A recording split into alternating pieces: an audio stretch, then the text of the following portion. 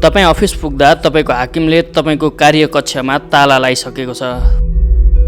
फर्केर आउँदा तपाईँको गाडी खोसिएको छ। तपाईँलाई आफ्नै अफिसमा आउन निषेध गरिएको छ। त्यसको कारण हो तपाईँले गरेको एउटा निर्णय तपाईँको हाकिमलाई प्रक्रिया नपुगी गरेको भन्ने लाग्यो। यो कुरा पुष्टि भएको भने होइन है, भन्ने लागेको मात्र हो। तपाईँलाई सनकको भरमा निकाल्न नमिल्ने भन्दै छानबिन समिति बनाउन पर्ने माग भयो। हाकिमले नै छानबिन समिति पनि बनाए, तर समितिको अध्यक्ष आफैले राजीनामा दिएपछि फेरि अर्को छानबिन समिति बन्यो। 1 हप्तामा बुझाउने भनेको प्रतिवेदन 1.5 महिनामा बुझाइयो, तर तपाईँको गल्ती नदेखिएपछि त्यो प्रतिवेदन बाहिर सार्वजनिक गरिएन।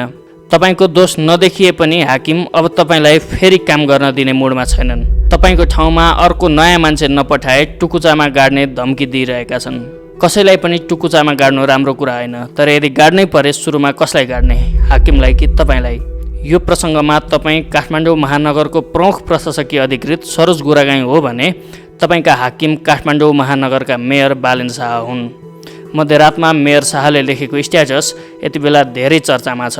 केही समय अगाडि पनि उनले आफ्नो गाडी ट्राफिकले रोकेमा सिंहदरबार आगो लगाइदिने भनेर स्ट्याटस लेखेका थिए। हाम्रा जनप्रतिनिधि यसरी अराजक र गैर जिम्मेवार बनेको तपाईँलाई कस्तो लाग्छ? कृपया कमेन्ट बक्समा आफ्नो धारणा राख्नुहोला।